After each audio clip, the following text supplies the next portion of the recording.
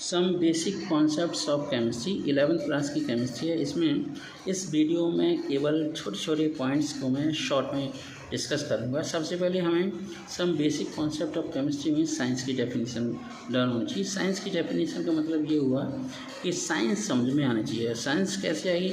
हम आसपास की चीज़ों को हम सिस्टमेटाइज ऑब्जर्वेशन करेंगे, उसका एक्सपेरिमेंट करेंगे, तो इस पूरे कलेक्टिव नॉलेज को, जिससे मैनकाइंड के लिए फ़ायदेमंद हो सकती है, लोगों के लिए फ़ायदेमंद हो सकती है, जीनियस हो सकते हैं लोग, नॉलेज के साथ साथ चीज़ें बन सकती हैं, तो वो साइंस होगी। उसी साइंस के अंदर आपकी केमिस्ट्री, बायोलॉजी, फिजिक्स आती है।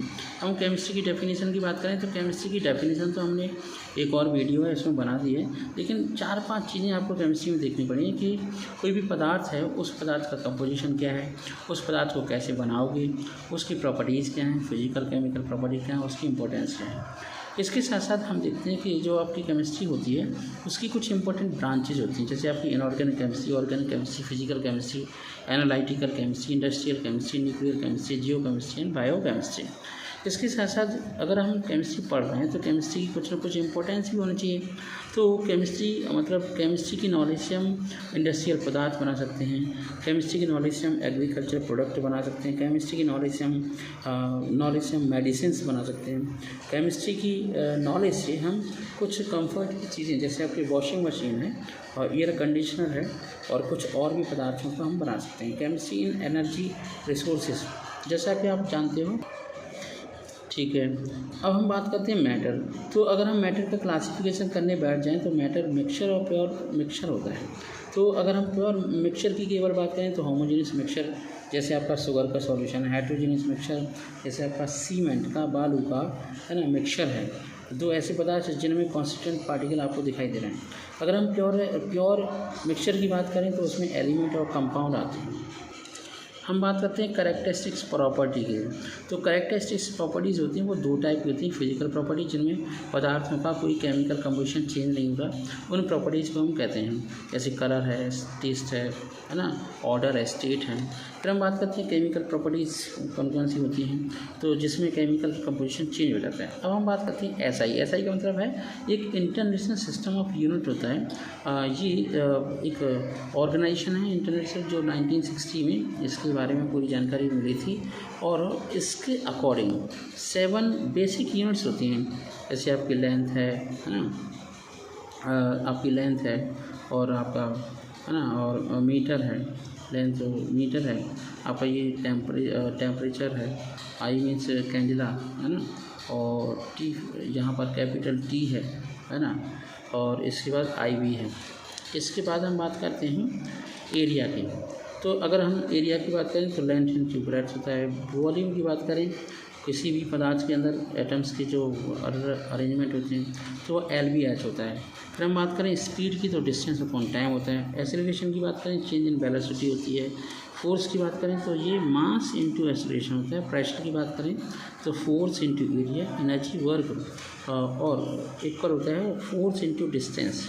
कंसंट्रेशन होता है moles of solid upon volume of solid. अगर हम डेंसिटी की बात करें तो ये मास अपॉन वॉल्यूम होती है। इलेक्ट्रिक चार्ज की बात करें तो कितना चार्ज, इलेक्ट्रिक चार्ज की बात करें, इलेक्ट्रिक चार्ज तो इलेक्ट्रिकल करंट और इनटू मल्टीपल टाइम, या फिर कह सकते हैं किसी भी कंडक्टर में जितना चार्ज है किसी पर्टिकुलर टाइम के लिए फ्लो होता है, वही आपकी इलेक्ट्रिक करंट होता है।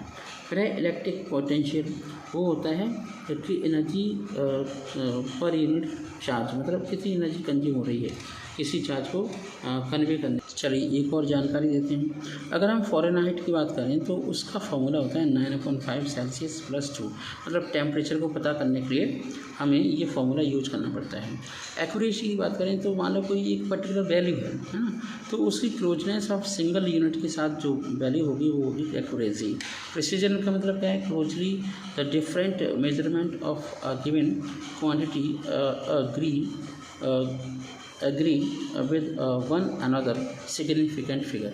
अब हम कुछ इंपॉर्टेंट चीज़ें देखते हैं, जैसे अगर हम ये देखिए सिग्निफिकेंट फिगर है, जैसे 8.34 है तो उसके सिग्निफिकेंट 3 होंगे, 6.9524 है तो उसके सिग्निफिकेंट उसके अंदर 5 होंगे, 10.320 है तो 5 सिग्निफिकेंट फिगर होंगे, 5.08 है तो उसके अंदर सिग्निफिकेंट 3 होंगे, 5.009 है तो 4 सिग्निफिकेंट होंगे, ठीक है। और अगर हम 10.007 की बात करें तो उसमें 5 सिग्निफिकेंट फिगर होंगे।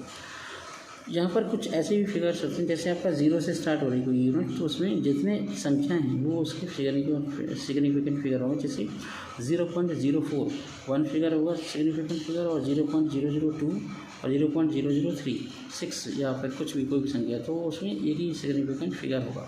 अगर हम यहाँ पर 42 की जहाँ पे बात करें 0.042 की तो यहाँ पर 2 सिग्निफिकेंट फिगर होंगे। तो ये आपके सिग्निफिकेंट है। और कुछ एक और इम्पोर्टेंट बात है, जैसे मान लीजिए 1 प्रोग्राम है तो ये आपके प्रोग्राम और पाउंड में हम कन्वर्जन चेक करते हैं, तो 1 प्रोग्राम के अंदर 2.205 पाउंड्स होते हैं, 1 मीटर के अंदर 1.094 यार्ड्स होते हैं, और 1 यार्ड के अंदर 36 इंच होते हैं। 1 एंगस्ट्रा इक्वल होता है 10⁻⁻10 के, और 1 पिकोमीटर होता है 10⁻⁻12 के।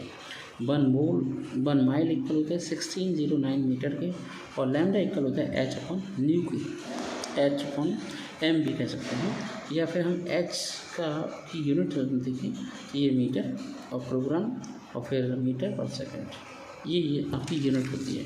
एक और इम्पोर्टेंट पेज है, मैं कंपाइल कर रहा हूँ और फिर एक दिन मैं वीडियो बनाऊँगा बोर्ड पर, पूरे जितने वीडियो मैंने नोट्स में बनाए वो सारे के सारे वीडियो मैं बोर्ड्स पर बनाऊँगा। तो कुछ law of conservation of mass है, तो वो डेविसन ने दिया था, उन्होंने कहा था कि रिएक्टेंट से पहले रिएक्टेंट का मास प्रोडक्ट के बाद भी चेंज नहीं होता। लॉ ऑफ डेफिनेट प्रोपोर्शन, अगर हम हाइड्रोजन वाटर की बात करें तो उसमें हाइड्रोजन और ऑक्सीजन की संख्या हमेशा मास के अकॉर्डिंग फिक्स रहती है। लॉ ऑफ मल्टीपल की बात करें तो कार्बन डाइऑक्साइड कार्बन मोनोऑक्साइड में एक सिंपल रेशियो होता है। लॉ ऑफ रेसिप्रोकल प्रोपोर्शन की बात करें तो मान लो हाइड्रोजन ऑक्सीजन और सल्फर आपस में रिएक्ट कर रहे हैं तो आपका H2 बनेगा, सल्फर डाइऑक्साइड बनेगा, है ना, H2S बनेगा, तो उसमें एक सिंपल रेशियो होता है। गैलिस एक्ट में ये बताया था कि जब भी कोई भी गैसेस रिएक्ट करते हैं तो एक पर्टिकुलर वॉल्यूम के रेशियो में करते हैं, है ना। और जैसे मान लो H2 + Cl2 + 2HCl है तो हाइड्रोजन और क्लोरीन और HCl का रेशियो 1:1 और रेशियो 2 होगा। अगर हम उसकी बात करें, जॉन डॉल्टन की बात करें तो उन्होंने एटम के बारे में 1807 में बताया था कि कोई भी पदार्थ होता है वो स्मॉलेस्ट पार्टिकल, उसका स्मॉलेस्ट पार्टिकल ही एटम होता है जो केमिकल रिएक्शन में पार्टिसिपेट करता है। अगर हम उसका मास देखें तो एटॉमिक मास, एटम के मास को एटॉमिक मास कहते हैं। उस मास को अगर हम ग्राम में रिप्रेजेंट करें तो ग्राम एटॉमिक मास कहते हैं। मॉलिक्यूलर मास और ग्राम मॉलिक्यूलर मास होता है। मोल कॉन्सेप्ट जिसमें Na एवोगाड्रो के नंबर की संख्या है 6.023। और डिटेल में वीडियो के लिए मेरे चैनल को न्यू क्वांटम क्लासेस को आप सब्सक्राइब करें। आगे आने वाले में काफ़ी सारे वीडियो मैं बनाने वाला हूँ। Thank you so much, have a nice day.